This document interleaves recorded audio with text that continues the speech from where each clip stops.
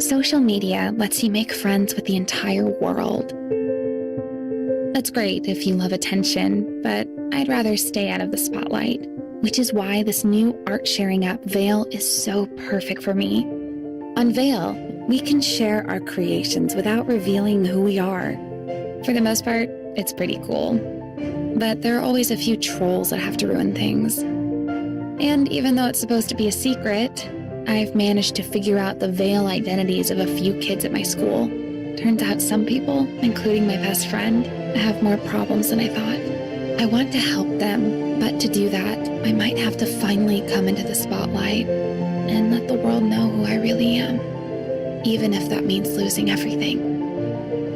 Find Tell Me Everything at your Scholastic Book Fair.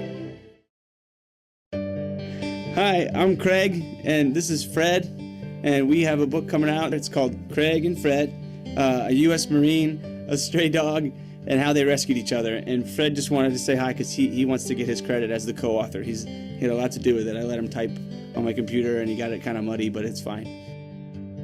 I met Fred in Afghanistan, a place called Sangin District that's in Helmand Province. It's in the southern part of Afghanistan. In 2010, I was a U.S. Marine. We were sent there to help secure the area. The villagers needed some help with a situation there, and it was a pretty violent place for a lot of reasons, and it wasn't the place that I thought I'd meet my first dog, but here we are.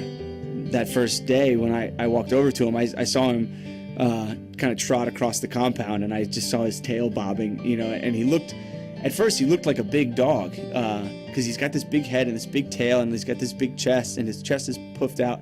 And I looked up over my computer, and he's got these legs, and it's like he's 2 dogs long and 1 dog tall, and he's just trotting across the compound, and I'm like, what is this guy? So I got a little piece of beef jerky, and I started walking over to him, and as I got close, he started to wag his tail, and like little dust is kicking up around his tail as he's wagging it, just kind of looking at me, and I was stopped me right in my tracks. It's like, what does this dog have to wag his tail at?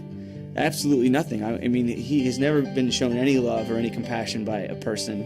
He's covered in bugs. He's hot and hungry, but he's wagging his tail at me, and he doesn't know me at all, and that moment, really kind of describes and kind of summarizes Fred's philosophy and Fred's message to me and to everyone else. Is like, no matter how miserable you might be or how hard things might be, you can always wag your tail.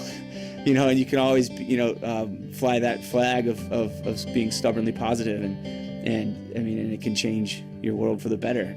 I mean, rescuing him ultimately wasn't that challenging. It was just the right thing to do. But the things that he showed me and the lessons that he's taught me and how he's rescued me is still ongoing. I'm still learning from him every day, and it's kind of an immeasurable impact on my life.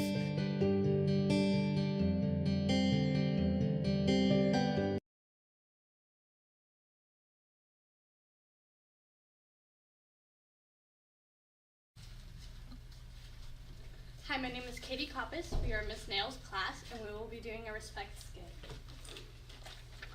All right, class, turn to page 58.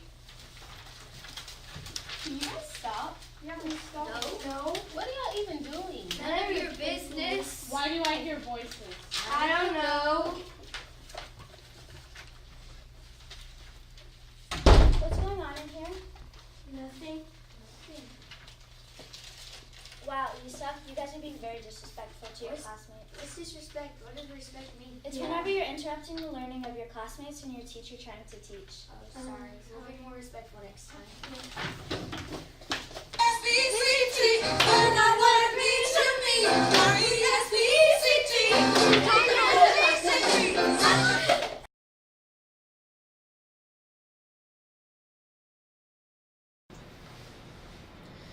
Hello, I'm Corey Coombs, and I'll be doing a book review on the book Lunch Money by Andrew Clements.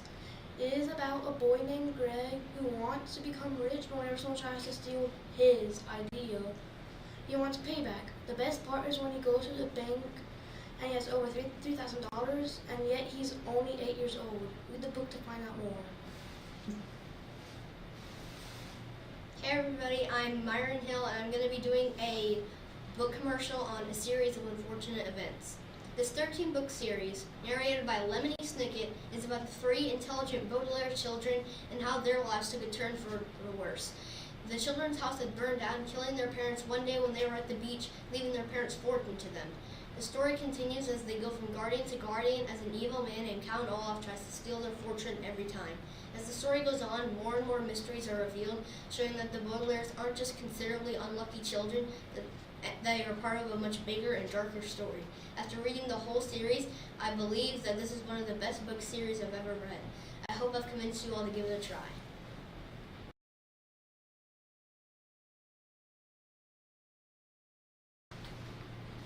Hi, my name is Evan. And my name is Adam, and here are some of the up-and-coming events at our school. On Tuesday, March 19th, the A team will have a baseball playoffs, so good luck to them. And also, our track team will be having a track meet at home at Lakeside High School versus Evans Middle School, so you can go and support your school track team. On March 20th, the boys and girls soccer team will have a game at Stallings. There will be spring pictures on the 21st. The book fair is March 25th to March 29th. On Friday, March 29th, there will be the track county meet at Grovetown High. And those are the upcoming events at our school. Remember to be respectful and have a great day.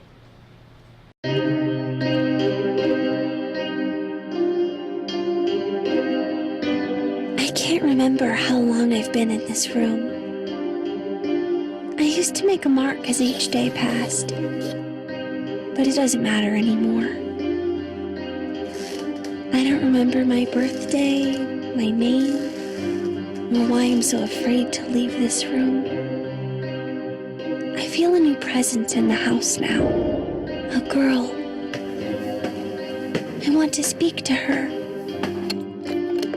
To tell her something important.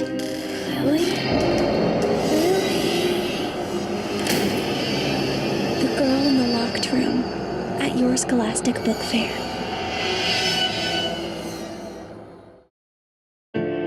Danny Mannion was born fighting his father, fighting his brothers, looking for trouble, and this time finding it, and himself on the verge of a prison sentence.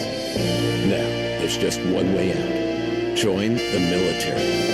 But when Danny enlists in the Army, he becomes part of an elite task force of special commandos, struggling to complete a covert mission in Southeast Asia, a mission that has gone terribly wrong. Can the things that got Danny into trouble in the past become the very things that keep him alive in a war where there are no rules? Special Forces Number 1, Unconventional Warfare, at your Scholastic Book Fair.